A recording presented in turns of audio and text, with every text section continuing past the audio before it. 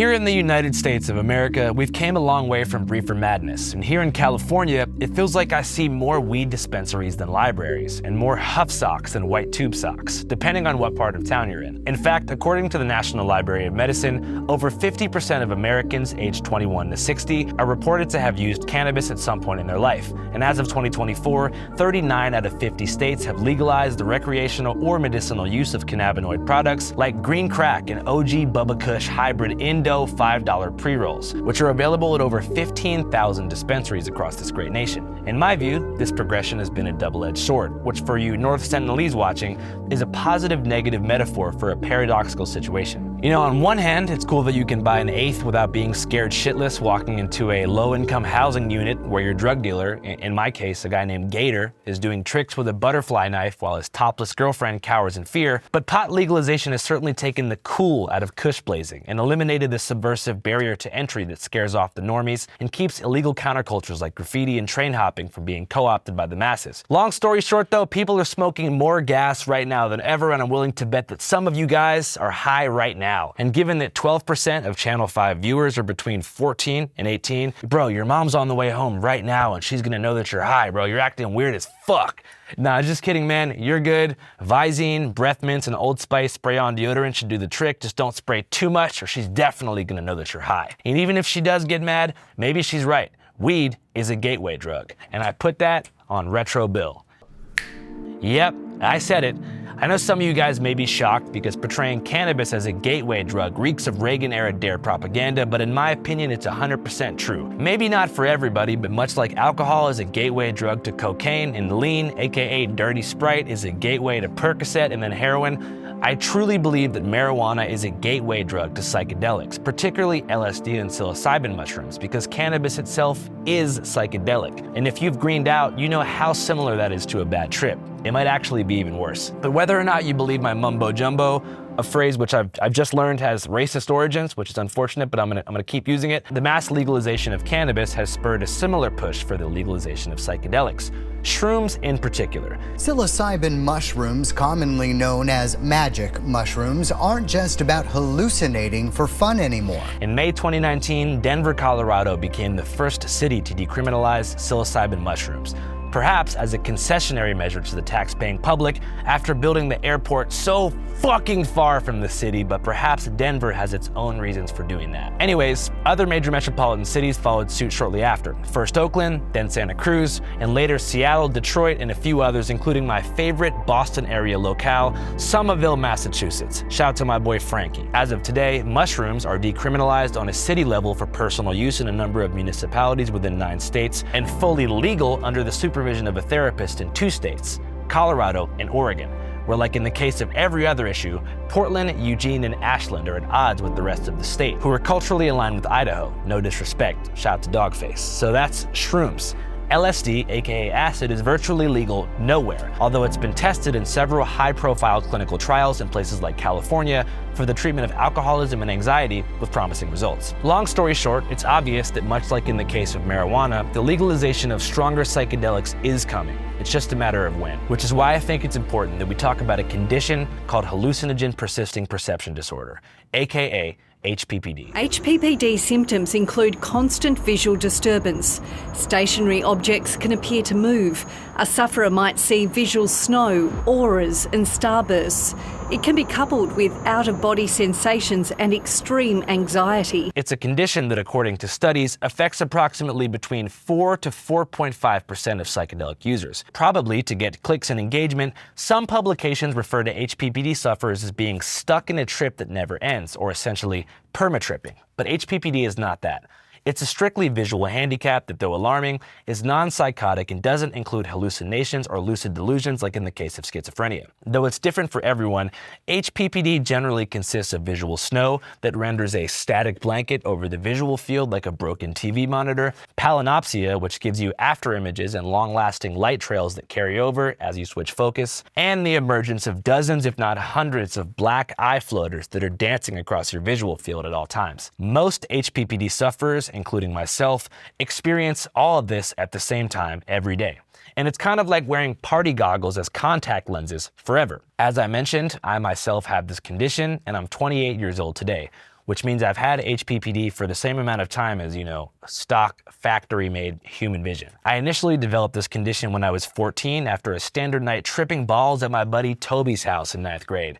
I consumed a normal amount of shrooms that night, probably 1/2 of psilocybin cubensis mushrooms, which are the ones from cow shit. It overall was like a good trip. I was switching between staring into the cosmos and watching a Nat Geo documentary called The Last Lions. But when I woke up, I had every HPPD symptom I just mentioned, and I assumed that I was just hungover from the shrooms and still had psilocybin in my system, but it just wouldn't go away for months and months. I tried to proceed with life as normal, and of course, I didn't tell my parents what was happening to me because that carried an admission that I was doing illegal drugs and I didn't want to get grounded. But months and months continued to pass, and I was still stuck inside that broken TV screen, praying every night that I would wake up healed. Upon further research in an incognito window in Google Chrome, I learned that I had this thing, but there was very little research about HPPD at that time. This was 2013. The only scientific scholar who published anything about it really was Dr. Henry Abraham from the American Psychiatric Organization, who seemed to be the only person trying to figure out what neurological or ocular mechanism was causing this intense condition. He published a report called The Mysteries of HPPD, which through a series of brain scans suggested that it could be a disorder of the central nervous system that disinhibits a processing mechanism between the eyes and the brain. He speculated that maybe everyone's eyes are a bit broken, but psychedelics somehow destroy the corrective filter within the central visual cortex, which cleans up noise before sending it to the frontal lobe. To get ocular real quick, there are 120 milliseconds between your eyes seeing something and your brain registering it. After your eyes first process information, they toss the picture to a processing zone in the occipital lobe, in the back, where it goes through 3 filters before exporting a final image for you. So maybe psychedelics, Abraham theorized, interfere with that process in some way. But when I read this article as a 14-year-old, I didn't care too much about the neuroscience behind it. I wanted to know the cure. My heart sank when I read the concluding paragraph of his report, which said that symptoms are usually permanent, and that the only effective treatment measures were benzodiazepines like Xanax or diazepam.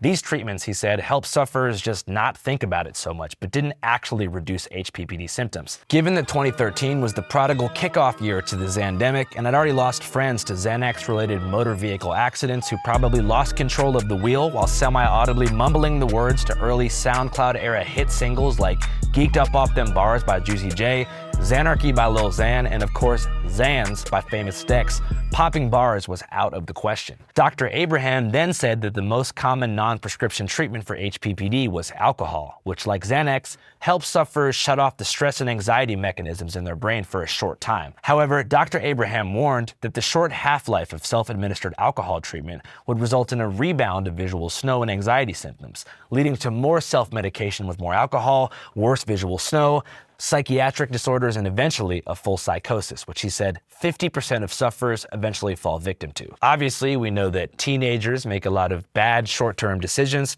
and I was no exception. In my own life, the years after developing HPPD were marked by severe and constant binge drinking, which honestly did work pretty well to get my mind off it. Until it didn't. I developed a debilitating psychiatric disorder known as DPDR, short for Depersonalization-Derealization Disorder, which has to be one of the most terrifying sensations imaginable, that's hard to articulate if you haven't experienced it. Put simply, depersonalization is the feeling that you have no connection to your body and that you are a nebulous soul trapped within a foreign skin suit, and specifically held prisoner behind your own eyes, witnessing the body move on autopilot as you plot your escape from the hell of self. Derealization is the feeling that while you do exist, reality does not. It's all a figment of your imagination, and you're the only conscious living being in a universe of objects, or rather hallucinations, who are masquerading as people and things. They combine DP and DR together because depersonalization usually comes first. Then after your soul accepts that it is in fact stuck in the skin suit and begins to grow into it, derealization arrives, and I'm not really sure why. All I know is that HPPD symptoms and the feeling of unreality and sensory brokenness they create cause the onset of depersonalization, which I genuinely wouldn't wish on my worst enemies, and I hate my enemies. To clarify, DPDR doesn't stem from like philosophical musings about reality or accompany an existential crisis. It's like a lucid dream / nightmare crossover between Black Mirror and American Horror Story if every episode just ended with the protagonist getting shit-faced on Old English high gravity 40s at a public park and having 3 hours of pure joy and relief before repeating the exact same plot line from the top every day. And then one day, for some reason, it just stopped. As I began to find purpose in life and live with more consistency, suddenly the feelings of unreality began to subside as I could feel myself working to build something more tangible, and in some cases, saw my work succeed in small ways. And did root me in reality, because I was like covering news events that people were like also at, which confirmed that reality was existing in a shared plane of existence, if that makes sense. Everyone feel like that.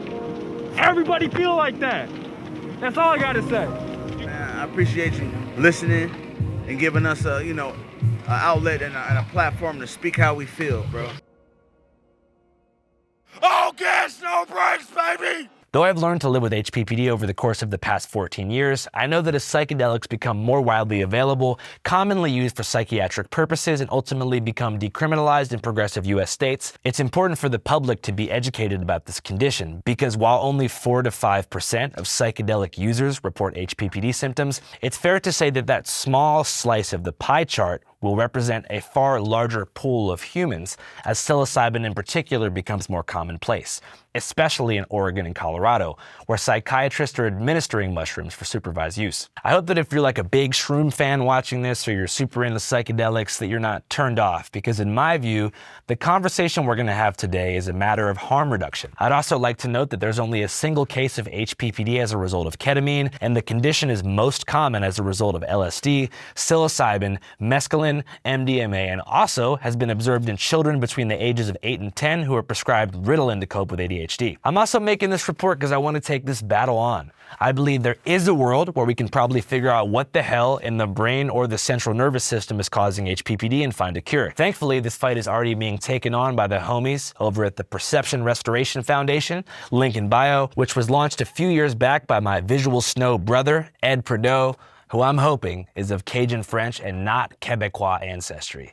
Shout out to my goddamn Anglophones. Their website, linked below, has an HPPD survey out the gate to help you self-diagnose, and they're currently working with 2 prestigious Australian universities, the University of Melbourne and Macquarie University in Sydney, to launch groundbreaking studies into identifying the condition's cause and finding an effective cure, which I'm sure is possible with enough funding. And they've put together a team of specialists as well to get to the bottom of this thing and go ACON on them. And by going ACON on them, I don't mean throwing a fan off stage, I mean bringing electricity to Africans who apparently were living in total darkness before the release of Don't Matter in 2007. In a similar way, the Perception Restoration Foundation aims to be a beacon of light for the silent and suffering who've been told they'll never be fixed. And just so you know, you're a goddamn superhero either way, but we're gonna do our best to bring you home. In this episode, after some positive news of course, we're gonna sit down with one of the foundation's partners, Dr. Wesley Ryan, MD, an LA-based psychotherapist who has a rich history of working with HPPD patients and is currently a published authority on the therapeutic effects of ketamine. In addition to his expertise, the Honorable Dr. Wesley believes an HPPD cure could soon be on the horizon and points to some promising research regarding 2 epilepsy medications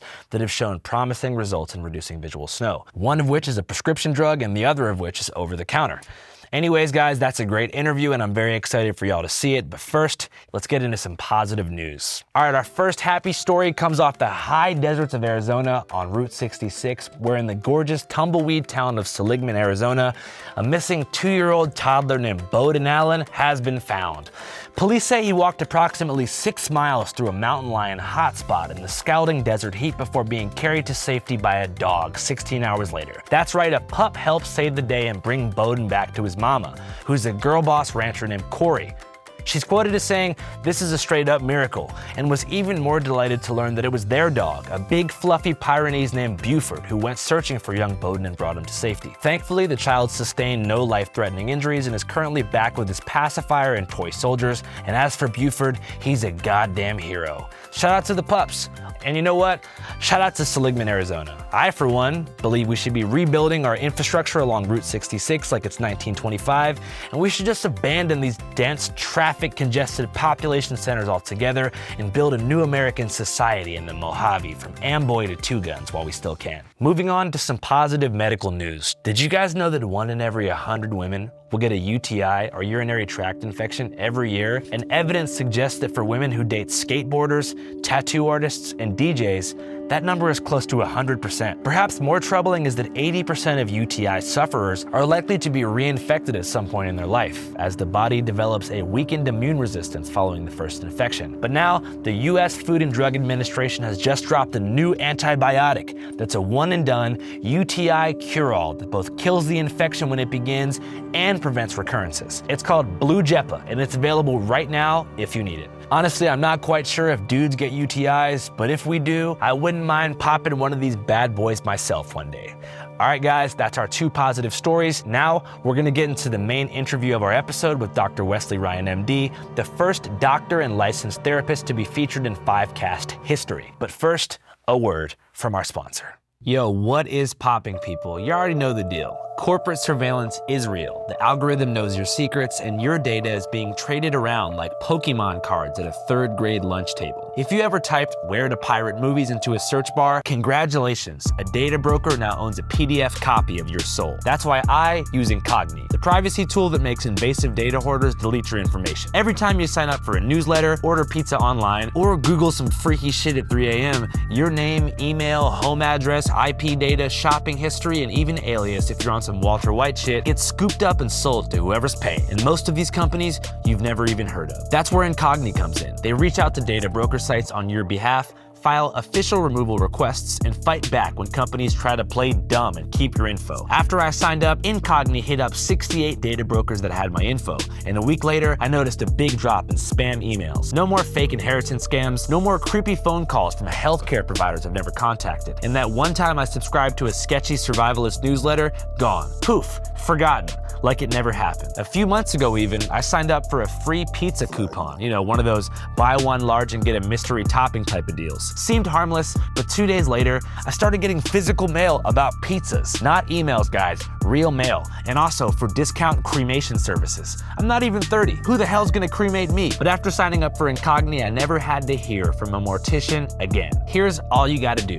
Go to www.incogni.com/channel5 and use the code channel5 to get 60% off your annual plan. Again, that's incogni.com/channel5, code channel5, or just click the link in the pinned comment and description. They make it easy as hell. You just sign up, give them permission to fight for your data rights, and then you sit back while they go full legal hitman on your digital trail. Again, use code channel5 at incogni.com/channel5 to get an exclusive 60% off. Supporting Incogni supports us and helps keep Channel 5 corporate data leak free. Stay safe out there, guys. Dr. Ryan, thanks so much for making the time, sir. Yeah. I appreciate it. It's no a really problem. nice office you got going here. Thank you. So I guess my first question is, what the heck's wrong with me? You told me earlier that you think you have HPPD.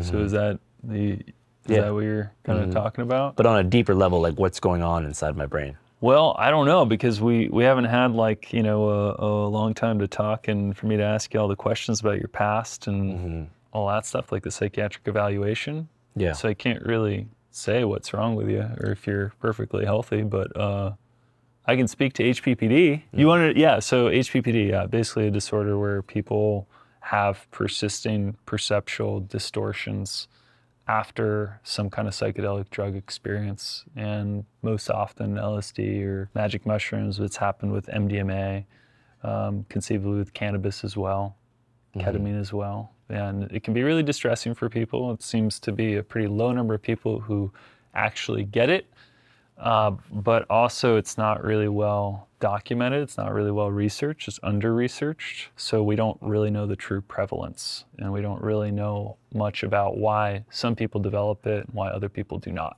So those factors at play, there's a lot of things we do not know.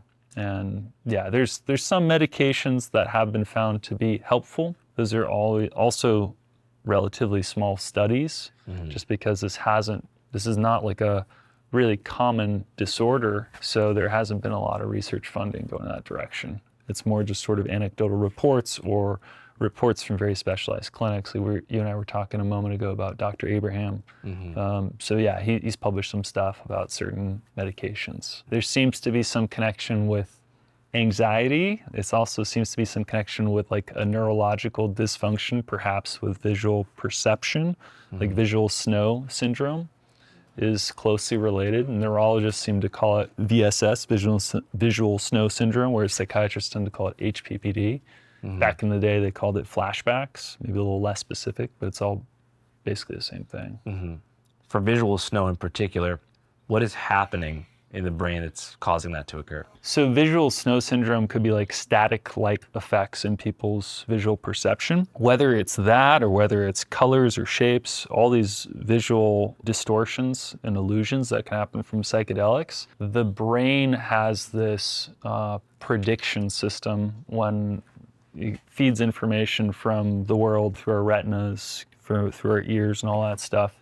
It kind of comes up with representations for our consciousness of what something is, right? So psychedelics kind of hijack that algorithm, that processing system to say like, okay, we see some shape and that's a face, or we see some shape and that's, you know, the frame of some picture on the wall. And it removes those kinds of algorithms from working nearly as efficiently. Those things that are masked from our conscious perception are suddenly exposed. So that can come out with, you know, different spiral patterns, geometric patterns, weird stuff, dots, you know, visual snow, it's like dots usually, right? Of different intensities all over the visual field. But generally that's the case with all the psychedelic visual changes. It's probably that visual processing system getting hijacked. We're kind of seeing the internals of how it's working. Yeah, because obviously when you take a drug, LSD, peyote, psilocybin, you experience hallucinations visually. It's part of the experience. Yeah, with a sufficient dose, yeah, definitely. But HPPD would be long-lasting, specifically cosmetic visual symptoms. For some perspective, right now, as I'm looking at you, my entire visual field is full of snow of what looks like a TV screen. And if I were to look into the blue sky, there's such intense eye floaters that I really can't even perceive color. It's almost like I'm looking at a blue painting that somebody threw black paint all over. And, Really? But I don't experience any euphoria or any of the other psychedelic symptoms or deep reflective inspiration that you might get in the peak of a productive acid trip. Yeah, that's a really good point, because I didn't mention earlier that it's distressing, it's distracting, it causes people a lot of problems, what you describe, right? It makes it maybe harder to drive at night, makes it harder to interact with people, all this stuff's distracting, and usually people are like, I screwed up my brain. Like there's this narrative that people have that maybe the bad drug experience they had like fried some connections in there. What definitely permanently altered, I used to call it the cord between my eye and brain, but a better way to put it is your visual processing system. Yeah, I guess the optic nerve that leads. But I know there's a cord there on the back of the eye, and I always just imagine that like the shroom juice was like in there or something. Yeah. Is that fair to say? Basically, I mean, you take some dried mushrooms, usually that's how they're consumed, because so I'm an addiction psychiatrist as well. I studied all the drugs, but really they didn't teach us too much about psychedelics since they're not really addictive. They don't really cause those problems. But yes, when you take mushrooms, dried mushrooms or LSD or any of the other stuff, they're classical psychedelics. So it's a compound, different chemical in each one of those, but they turn on one of the serotonin receptors. And that targets, for whatever reason, it activates certain neurons in our cortexes. So it doesn't seem like it probably doesn't affect what you were talking about, the back of the eye is the retina, is what we call that surface. It basically reads light through the rods and cones, and it sends that information to the optic nerve, and that goes into different parts of our brain. But it's the cortex of the brain. That's like the more advanced part of the brain that mammals have, humans and monkeys and all that, right? So it does something there. It tweaks like the processing system for visual stuff as well as all the other stuff. So it would make sense to me that HPPD could also manifest with non-visual stuff, but it seems like most of the people complain of visual distortions. How common do you think HPPD is? It's underreported, but still it seems to be a minority of people, small minority of people that report it. So I would say not very common, but of course the trick to that is, or the caveat, if you will, now psychedelics have become way more popular, right? Like there's all these articles about how great mushrooms are and how certain municipalities are making them legal through different mechanisms for medical or sort of therapeutic use. So people are going to be using them more. A lot more people are trying these drugs, especially after How to Change Your Mind by Michael Pollan and all the different clinical trials that are happening and ongoing. So a lot of people are like, hey, maybe I should try this for my mental health issue. and more people try it, there's going to be some small percentage of people that have side effects, and HPPD seems to be one of them. And we're not really sure why some people develop it, why other people don't. So yeah, it's kind of a little scary in that sense. What do you think about like all the widespread use of psychedelics nowadays? Well, there's a lot of huge net positives. They do seem to have really potent beneficial effects on mental health, but I've also worked in harm reduction spaces. Burning Man was where I volunteered at the Zendo. It's this harm reduction space there. And definitely I've seen people come in, even from my own camp, which is really surprising, people who were ready to like jump off some second story structure at Burning Man because they had some transient delusion while under the influence of magic mushrooms that they thought they had to jump to like become one with the universe, something of this nature, right? So they were convinced essentially during the drug experience, during the psychedelic trip, that they had to do something that was going to be dangerous to their physical health. And, you know, a lot of people don't end up doing anything like that. Their friends stop them, whatever else, but certainly some people do this stuff. It's not talked about much, but yeah, you can get into trouble if you have a potent psychedelic experience and there's nobody there to sort of like prevent you from doing something. Well, I think we're talking about two things here. You're talking about when someone takes a heroic dose and needs to be, you know, walked off of a bad trip, brought back from, you know, that feeling of unreality. Yeah, I mean, when people say heroic dose, that can mean like, that usually means like a lot of mushrooms. But I've even seen what I was just describing seems like from a standard strong dose, like 3.5 grams of dried mushrooms, an eighth. An eighth of senescence or cubensis? Probably cubensis. Okay. Because that's what most people use. Yeah. I don't know. Like who knows what that guy ate, right? Yeah. Yeah, but people like at the commonly used dosages, people do get some of these delusions, and it's more common when it's a stronger dose. Yeah, so certainly you can have those acute, meaning like effects that manifest right then. Yeah. Or you can have the chronic effects, meaning the ones that take longer to show up, or rather last a lot longer, like HPPD. Yeah, it's called the Zendome or Zendo? Zendo. Yeah, I remember. Zendo. You guys actually helped me one time. Oh, that's cool. I was out at Burning Man in 2019, and I was staying on 10th and I in a renegade camp for people who had no camp. Yeah! Burning Man, Burning Man. Yeah! Fucking loving it. You're watching all gas, no brakes. And there was a tent of people from Michigan next to me. One of them was a juggalo named Gary. You're familiar with the subculture of the Insane Clown Posse? Yeah. So he asked me, he didn't even leave his tent. I think he was just there to slang MDMA, but he was cool. And so Gary was like, yo, would you like a hit of Molly for the festival? I was like, yeah, sounds good. So I'm thinking it's a point, which is 1/10 of a gram. And so I'm thinking, okay. And he tells me each capsule has a half a point of MDMA, 0.05. Yeah, 50 milligrams. Yeah, so I ask him, I go, can you give me 3? 1.5. It's like a good, amount for a whole night. So he gives me 3. I'm thinking it's a 1.5. I take all 3 capsules, and Gary goes, oh no, bro. Those actually all have 2 points in them, and it's MDA, sassafras, not MDMA. Right. So I'm panicking, I'm at the outer playa. I think, long story short, I'm butt naked. I jumped the trash fence at the edge of the Burning Man deep playa. I'm running. Bureau of Land Management Rangers stop me, return me to the Burning Man Rangers, who then escort me to you guys. Oh, and y'all did a great job in helping calm me down. It wasn't a psychedelic experience, but my body temperature was high.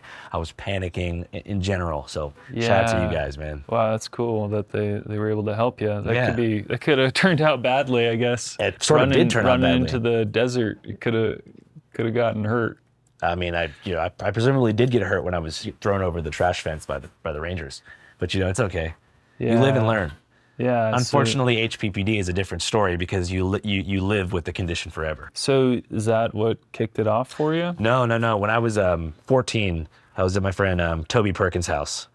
And Toby Perkins, we knew some Cambodians. I don't know why I had to specify the race of the ethnic group that provided me with the mushrooms. If you're Cambodian and you're watching, I don't blame you for my condition. But my homie knew some Cambodians from West Seattle, and they had a bunch of Liberty caps. Typical. I think is that senescence or Q? No, I think it's different. They're okay, right? Well, so I gotta read up on my psychedelic mushrooms book. For sure. So anyways, we go meet these guys at the bus stop, the 8 bus stop in particular on Rainier, and we get this dried plastic bag, and it had probably only an eighth in it. So me and Toby go back to his house. We wait till his mom goes to sleep. We take them. We're just watching like late night TV, laughing our ass off all night. It was totally calm. I wake up in the morning and I'm like, yo, I think I'm still tripping. And it was kind of exactly what I see now in my visual field is exactly what I saw on that morning 13 and a half years ago. Oh, and it hasn't really gotten any better, but I just noticed the walls would start to move. People's facial features would sort of distort while I was talking to them. And I developed what my teachers thought was ADHD, because when I'd be looking at someone, you know, and their face started to contort, I would get so freaked out, and I would be trying to trying to not have an anxiety attack, so I'd look away, and I was kind of always looking away, especially paper, the intense white of paper.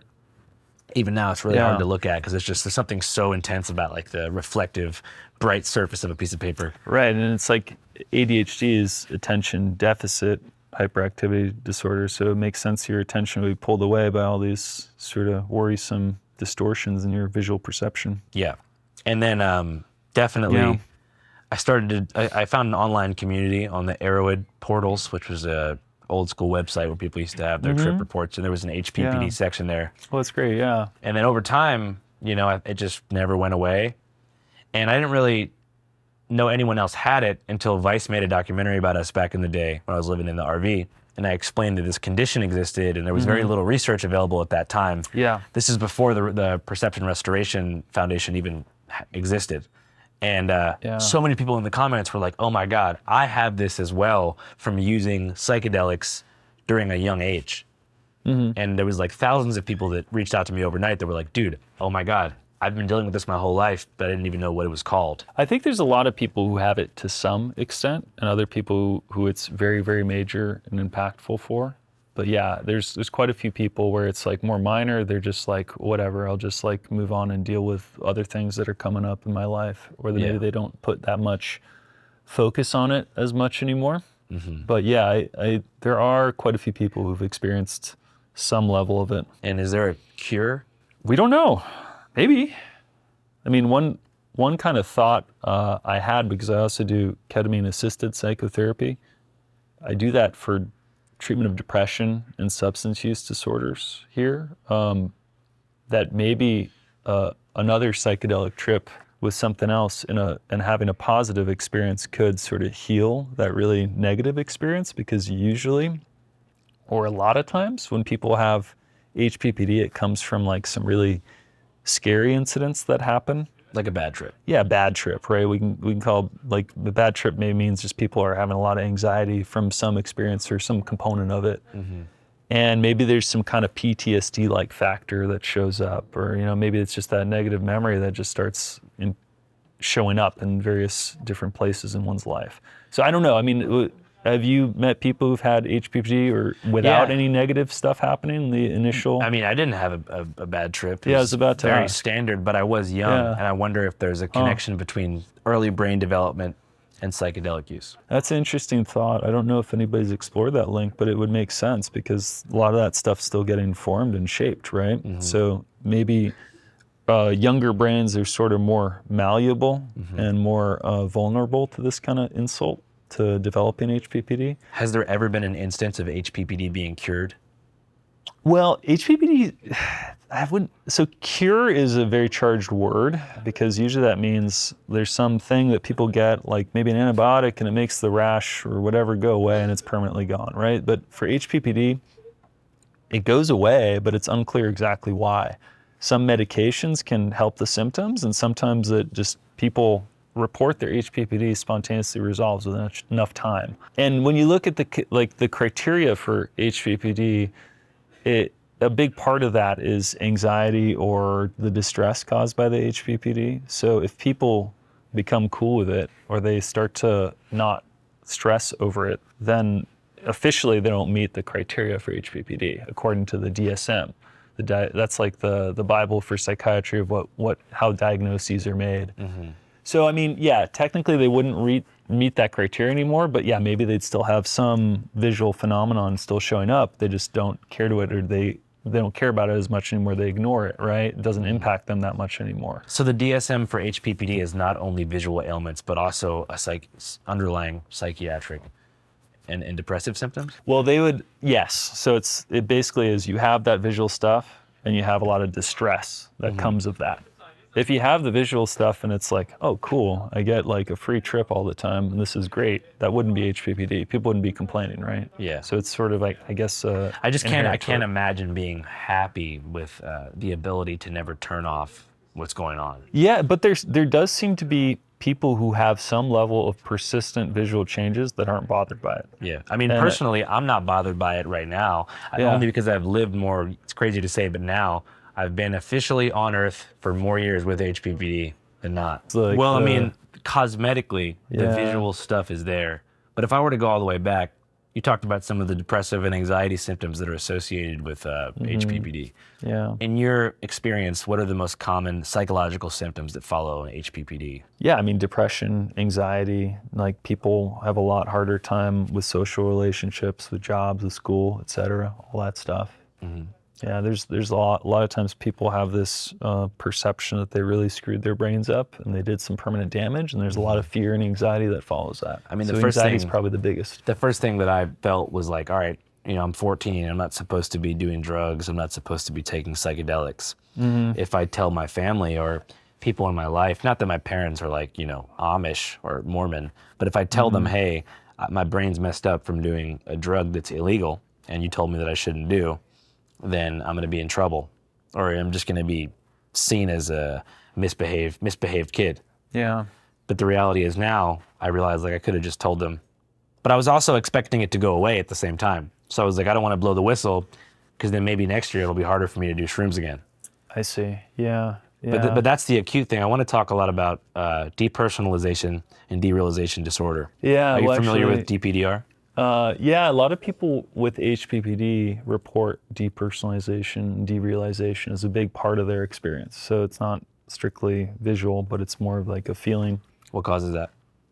Well, HPPD seems to cause it, or it's associated with HPPD. But how would you distinguish between DP and DR? They're pretty similar. It's sort of like a gray area in between. But I think the more interesting sort of thing to ask is, like, what can cause this depersonalization and derealization? Taking psychedelics can, doing a long hike in the heat can do it.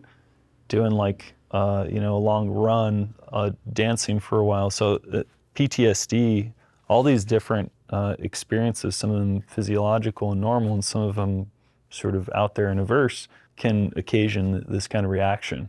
It's just kind of with HPPD, it's consistent and persisting, and usually it messes with people's experience of reality. Yeah, for me that was far more terrifying than the visual symptoms.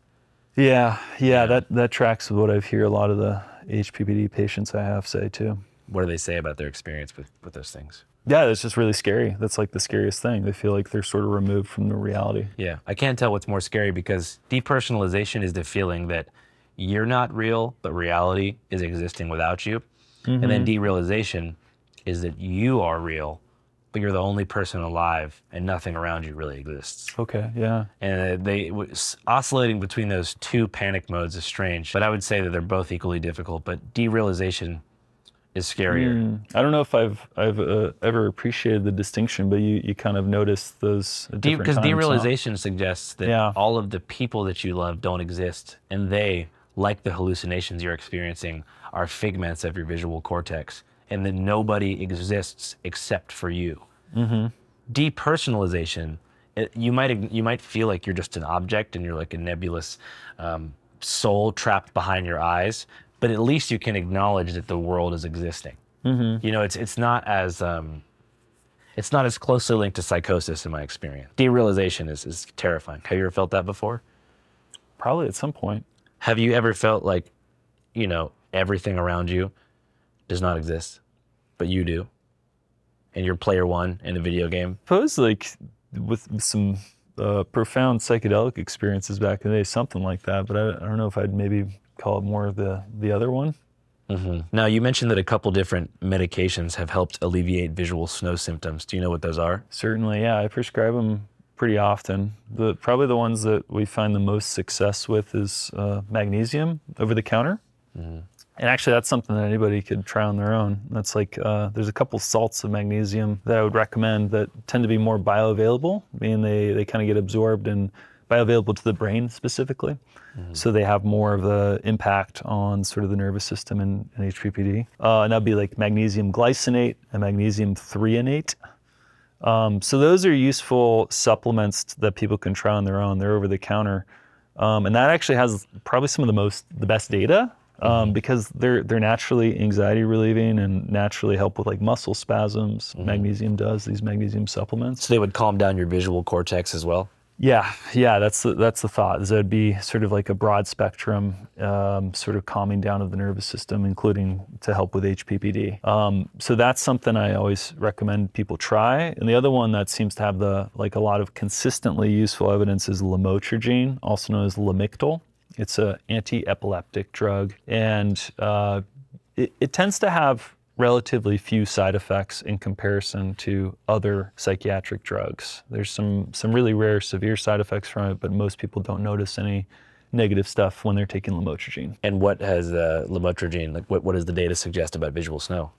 It seems to help with visual snow and the visual perceptions the most, and the less data about how these medications help with specifically depersonalization, derealization, but more data about like the visual phenomenon. And how was this discovered?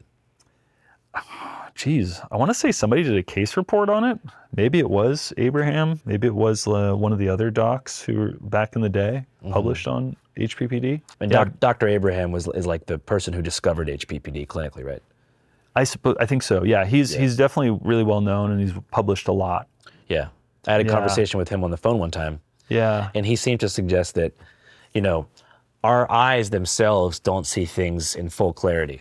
We have this perception that vision itself is perfect. And he was suggesting that, the eyes and vision has a self-correcting mechanism, and that everybody actually sees what will be visual snow, but their brain before psychedelics has a way of kind of brushing over, almost like a camera that will, almost like a filter that will take some of that noise out of your visual field. For example, right now, I see squiggly lines everywhere. Everybody has eye fluid in their eye. It's obvious that what I'm looking at is eye fluid. I wonder if psychedelic use creates a hyper-awareness of your own visual problem. Yeah, that's kind of what I was getting at earlier with, or I was trying to describe earlier with some of like the stuff that people see on HPPD or with HPPD or on psychedelics is probably some intermediate stage in like the visual processing system that's coming to the surface to conscious awareness, right? And some kind of like that correction step in your conscious experience of reality was misaligned or miscalibrated. So all those dots are showing up now, right? Or other people have described seeing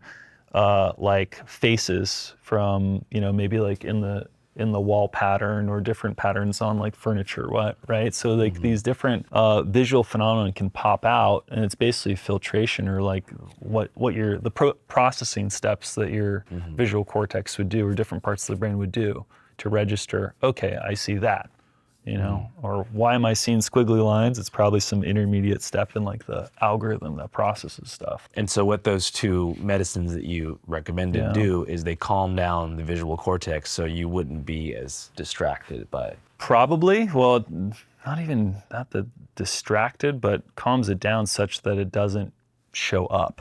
People report that just those visuals kind of go away. So whether that means that it's like the conscious experience of those goes away, or if it's, the mechanism isn't entirely clear. Maybe I'm mincing words here, but yeah, it seems to help. Because like right now, if I were to look at the wall, I see hundreds of squigglies, visual snow, and then a total composite after image of you sitting in your chair on the wall. Yeah. And it's fading now, but not quite there. It'll probably take 15 seconds to fade. Yeah, I'm blanking on, is that palinopsia? Yeah. Yeah. Palinopsia. Yeah. I've never known how to say that correctly, but now I'm going to say it all the time. There you go. Yeah. Why do you think there's such little research surrounding HPPD? Because it's such a small, relatively small group of people that suffer from it, and it's also something that's not super obvious. Like if you have some kind of, if you have a broken bone, you get swelling and pain and whatnot, you can't walk. Right, so with mental health stuff, it tends to be more stigmatized in general. And there's also the stigma of it being connected with drug use and specifically psychedelics. A lot of people at least historically have had a pretty sour view on them, and that seems to be turning around a little bit more recently, but those are probably a lot of the reasons behind it. Where did this sour view of psychedelics begin? Well, it seems to be maybe in the 60s is where it really kicked off, because before that, there was a lot of promise about psychedelics being used for psychiatric research and learning more about the brain. And there really is a lot there that we can, it seems to be that classical psychedelics have a robust antidepressant effect, at least when they've been used in clinical trials. It's that stigma of what happened in the late 60s of people using a lot of psychedelics and maybe having freakouts, having bad experiences, showing up to the ER, and the groups of people who are using them getting vilified, maybe like the counterculture folks. And a lot of people in the government sort of identifying those people as threats to their political futures, I suppose. So, Do you give any credence to the theory that Timothy Leary was involved in the CIA in any way? I don't know. I haven't read enough about it to be able to comment. But what's the theory that he was Well, there's a narrative. Obviously, Yeah. we know for a fact that the FBI had a counterintelligence program that they used to stigmatize, disenfranchise, break up, and ultimately destroy movements like the hippie movement and a lot of new medicine movements, as well as almost every people's and leftist mobilization of that time. Sure. There's also another theory that in the early 60s, the CIA was involved in the distribution of LSD in Haight-Ashbury in San Francisco in the first place. Well, no, I think that's actually established that they were dosing people under the MK Ultra program. But that it was distributed by way of having people like Timothy Leary and different cultural icons at the time. I see. They were like trying to promulgate the use of it. Yes. But why? That's the thing. I don't know. Like some lone operative, like something gone wrong, or like some sub program. Could be possible. I don't know. Yeah, that's the thing. When a lot of people get to going about the CIA, when you ask them that, they're just like, "Oh, I don't know, man." They've done some twisted stuff over the years, so it's possible, I suppose. What was MK Ultra for a refresh? MK Ultra was this program. I believe it was the CIA, maybe it was the Department of Defense, and they're trying to use LSD essentially as a mind control drug. To control whose mind and for what purpose? That's what they're trying to figure out. I think they were dosing prostitutes, the customers of prostitutes in San Francisco. That's like what I recall reading. And That's just crazy. kind of like watching them through like the one-way mirrors. Right? So the CIA was teaming up with the prostitutes, having the prostitutes dose the the customers. The Johns, yeah. And the CIA was watching them through one-sided glass, being like, all right, it appears he's having a trip. Yeah. Wow. Yeah, it's wild. But I mean, was their ultimate goal to hypnotize our communist enemies into like loving Henry Yeah, Ford? I think that was the ultimate purpose. It was like, let's see if we can use this to control people or to paralyze the opposition. If they try and invade, we like get them, hit them with some LSD somehow. Well, I think you just hit the nail on the head. Paralyze the opposition. They realized that there was a lot of anti-capitalist undertones with the hippie movement. And they felt like if they could, commercialize the tie-dye forms and kind of replace the originators of the movement with, the mass. Okay, this is an interesting theory. But Hunter S. Thompson wrote about this.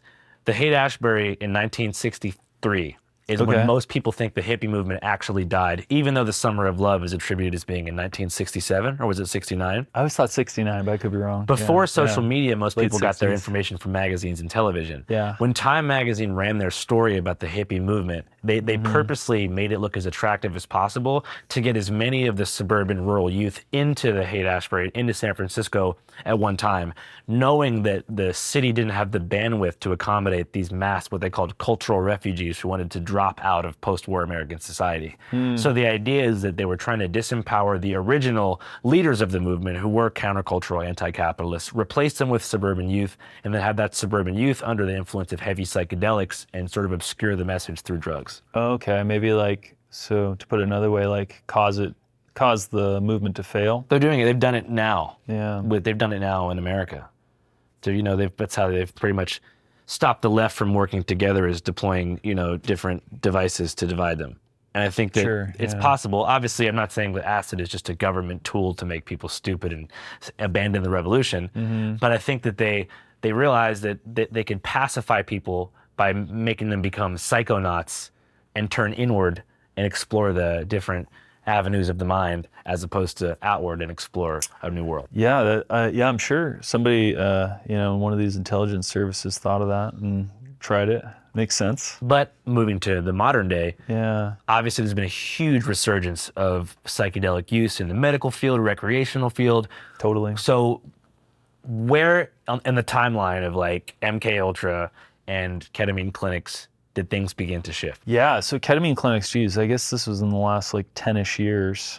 MK Ultra was a while back there in the 50s, I want to say. So 60s. obviously there's a huge period of time, but I'm saying, when did you see there start to be more acceptance of psychedelics for non-recreational use? Sure. Yeah, it has to be in the last 10-ish years, 15 years.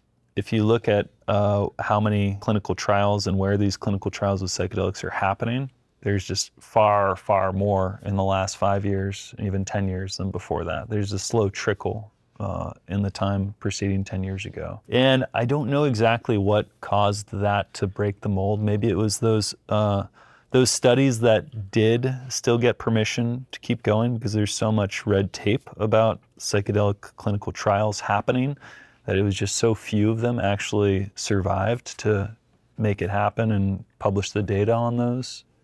But there were some really impressive signals, right? Some impressive results. And a lot of the public funding wasn't available for studying anything that's positive from psychedelics. Mm-hmm. So like the NIH, the National Institute of Health, and the National Institute of Mental Health, usually funds grants for various kinds of research, but it wasn't really happening with psychedelics up until recently, because they're assumed to be these really bad things for society. So you had these private institutions that were mostly left to funding the research, and there was a trickle of those funds. MAPS was leading the charge there for a while, which was, they deserve a lot of recognition for what they've done in that sphere, not only with MDMA, but like facilitating other psychedelic research during that sort of, those dark ages, we could say, from, I don't know, the 70s till 2005, 2010-ish. The first thing you mentioned was MDMA.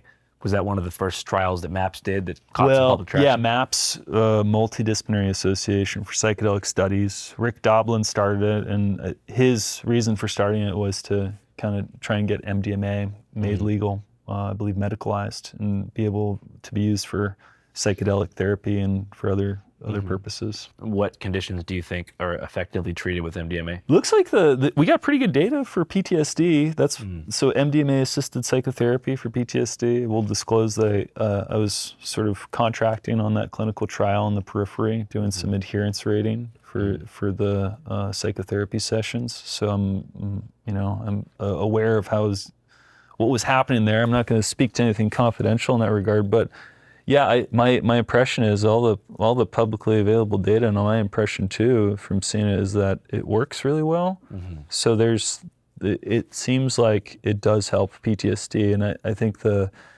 surely you've heard about the recent, you and your watchers heard about the recent FDA decision not to endorse MDMA-assisted psychotherapy as a treatment for PTSD. So they didn't ultimately get FDA approval, and they're being ordered to do another clinical trial. I think they're appealing that, but I don't know if that appeal is going to be successful. But there's a lot of people in the academic world and a lot of clinicians who think it's maybe a little bit of overreach and a little bit of unfairness that the FDA has applied some of these criteria to this decision, but they don't really do that with other drugs nearly in the same way. So maybe that's a case of MDMA being stigmatized, but yeah.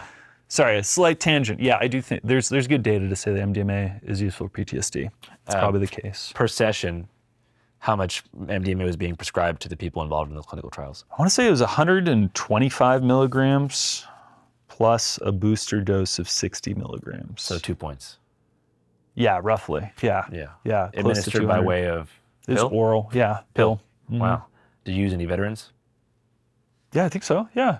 Yeah, there were veterans there. Like, so it was combat veterans who used MDMA to help with PTSD? It wasn't just combat veterans, but I believe veterans were in the mix too. Yeah. Because that is one of the most, if you look at the VA and the rates of people that are struggling with PTSD and not receiving treatment, and you look at the rate of veteran suicide, it's really sad. It's huge, yeah, in the Department of Defense and in the VA, yeah. And people don't realize that all doctors pretty much do their residencies like in a VA. So I worked in the VA for several years, the West Los Angeles VA and the Sepulveda VA. And so I worked with a lot of vets with PTSD.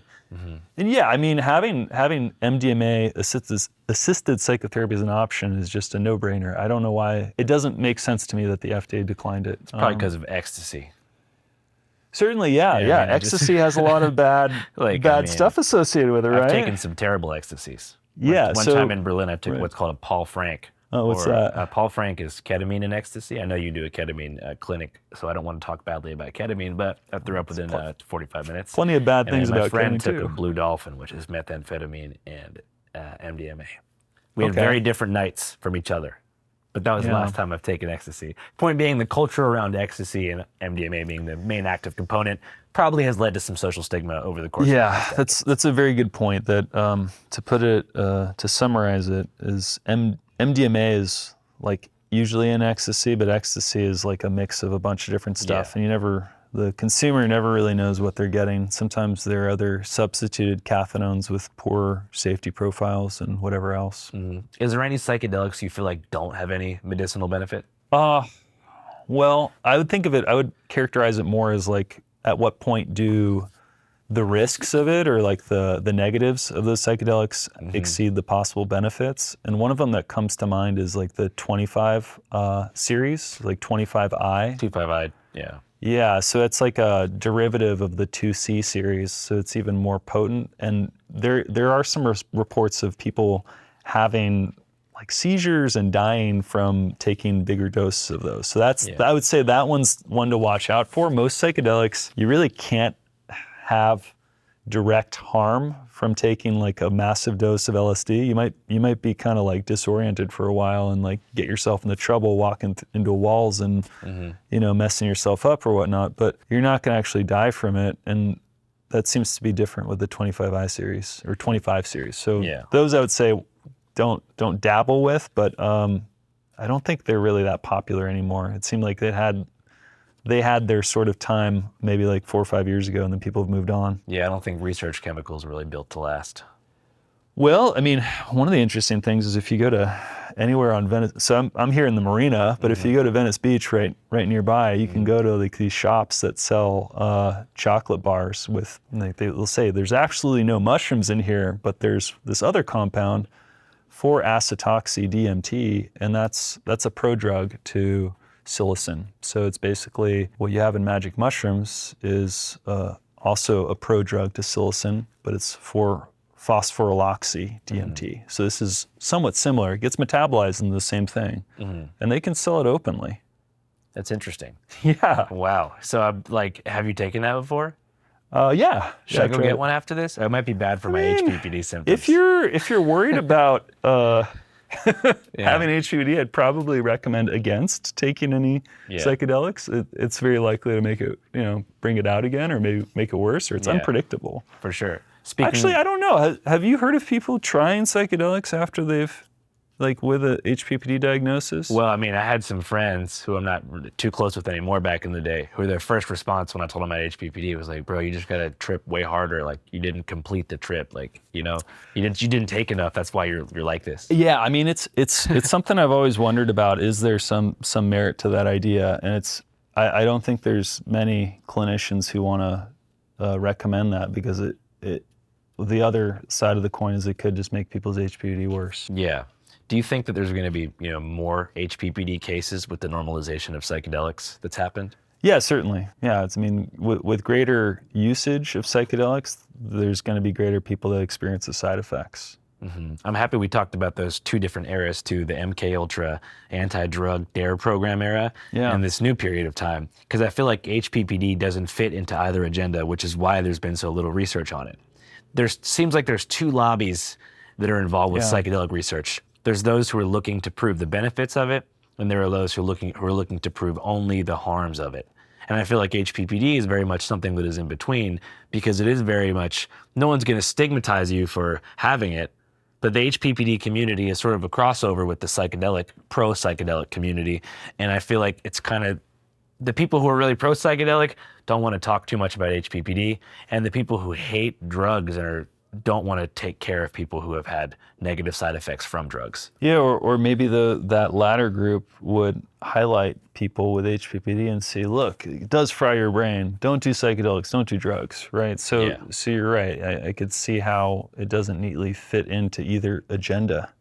And people do, for better or for worse, operate from their biases that, drugs are good or drugs are bad. As an addiction psychiatrist, I tend to view that it can be the case either way, that, there's probably some, for example, normative use of cocaine that people can do and not have trouble, or there can be people who like it so much that they use it too much and it ruins their life. Tell me about it.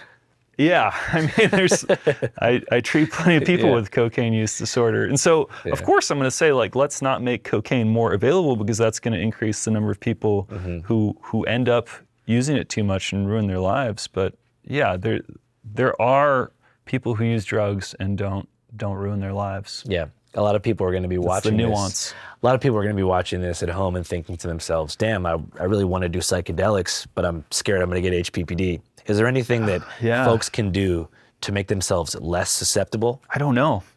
I mean, I suppose if one of the biggest guidelines we have about psychedelics is if you have a family member with schizophrenia or some kind of chronic psychotic disorder, schizophrenia or bipolar 1 being the ones that come to mind, schizoaffective, then it's a good idea to not take psychedelics, because maybe it'll unlock that possibility of the person taking it, developing this disorder. But that's something that we're, the academics currently are thinking about testing formally, because it's never been tested. We just are sort of saying hey, if you have family members, probably don't do this, because maybe you're going to be more liable. Yeah. So we don't have a great way to predict this stuff, and we don't have good data on it, really. Some of this stuff is kind of scary to question, right? Because if you have a clinical trial that recruits people with these disorders, do you want to be the doctor? Do you want to be the clinician that accidentally induces schizophrenia in this group of people?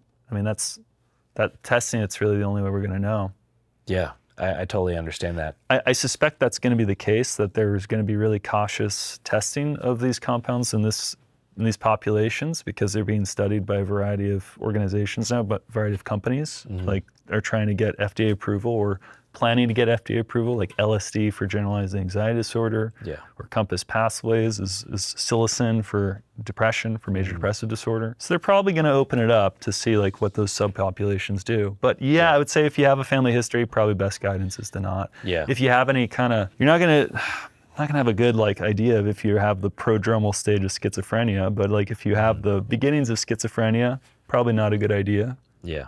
It's my best friend growing up, he had no schizophrenia in his family, but I guess he was predisposed to it in some capacity that he was unaware of. And we used to smoke weed together every day after school. Yeah. And I remember sometimes, he would start rap battling ghosts. Oh yeah. To the point where I was like, geez, I thought he was rapping to himself. Started gradually speaking to non-existent entities, and it just got so bad that it was it was evident that he was going through a psychotic break.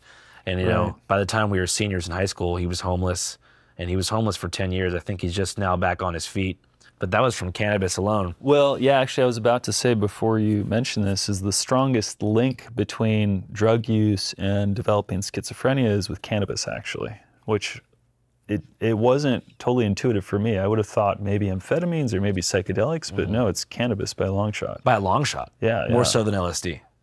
Yeah, and I mean, maybe that's because there isn't that much people using LSD that we don't have this strong data signal to sort of see that connection, but it seems to be really strongly linked with cannabis. I don't know that cannabis causes schizophrenia.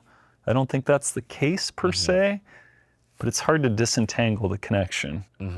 You think weed's good?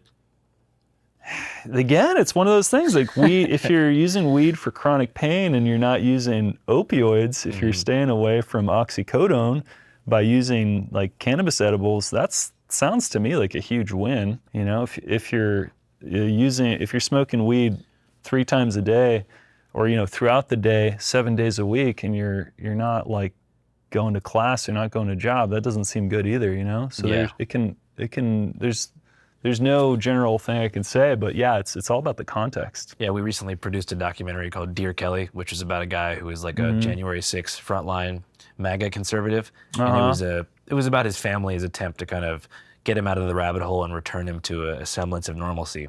And we sent him to a rehabilitation center in Pennsylvania on a scholarship, and they diagnosed him as schizoaffective bipolar as a result of cannabis overuse.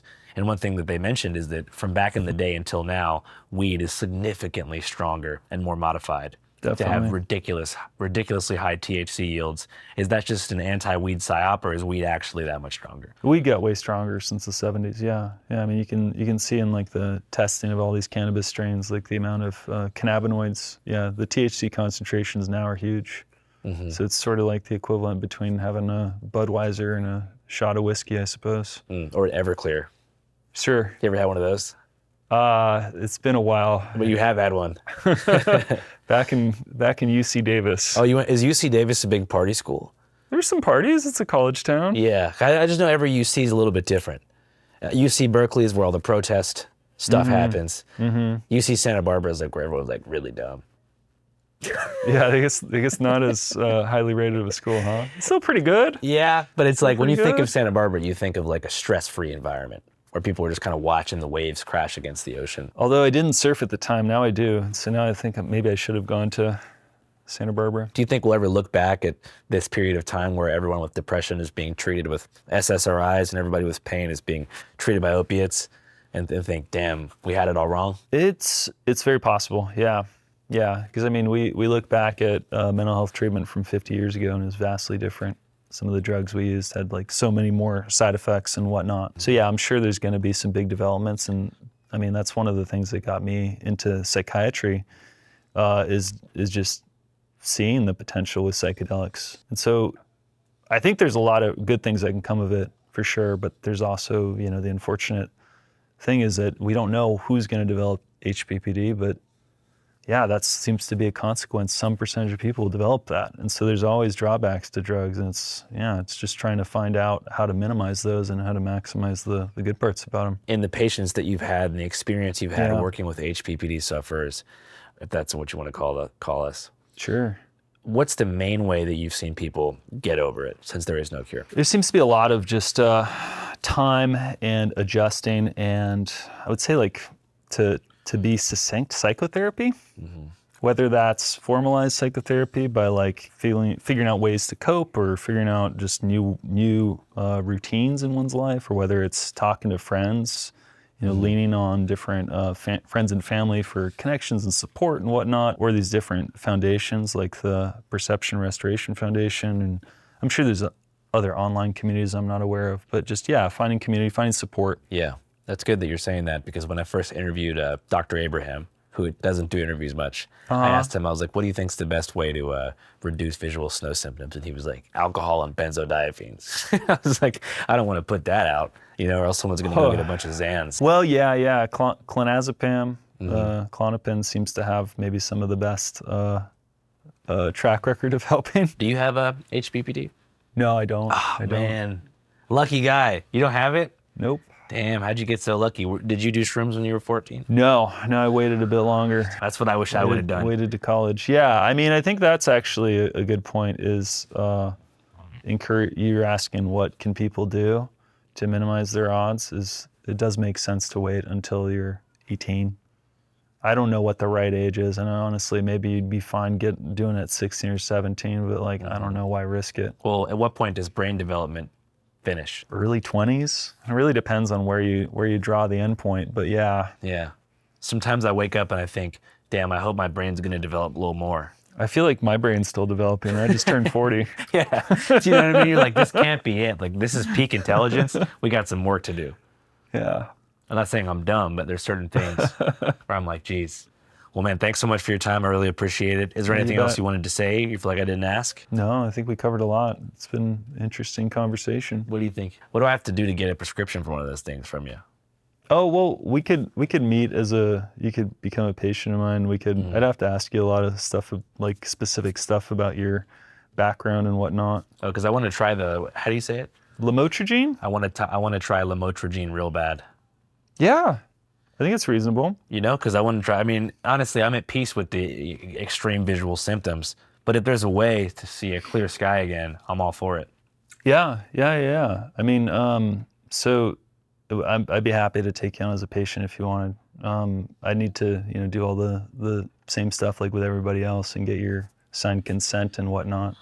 But that's some paperwork we can get through. Can we do it after this? Channel 5 live worldwide, Hollywood and Vine. Fuck the authority, Channel 5 News. Channel 55. We don't fuck with custers. And 5 is the best number. Hey, what's up, guys? Oh, shit. Hey, man, thanks for that web link. It's really working. I don't know if you guys missed the memo, but we just dropped an entire feature film. That's right, a full-blown movie at www.dearkellyfilm.com. DearKellyFilm.com. It's an action-packed movie that revolves around the life and times of Kelly Johnson, aka Kelly J. Patriot. Kobe Bryant was assassinated by the Quins. Come here, Nazi, you're going to Guantanamo. Oh my gosh, what did I do? Am I getting canceled? The Democrats don't like you, they're gonna cancel you. It documents his semi-estranged family and their attempt to pull him out of the rabbit hole. Are you selling baby parts, yes or no? Don't tread on me. Don't even think about it. I don't want to say too much, but it's a good movie. If you guys want to watch it, it would mean a lot. www.dearkellyfilm.com. It's available for rent and buy. You can rent it for $5.55, or you can buy it for $15.55. www.dearkellyfilm.com. www.dearkellyfilm.com. www.dearkelly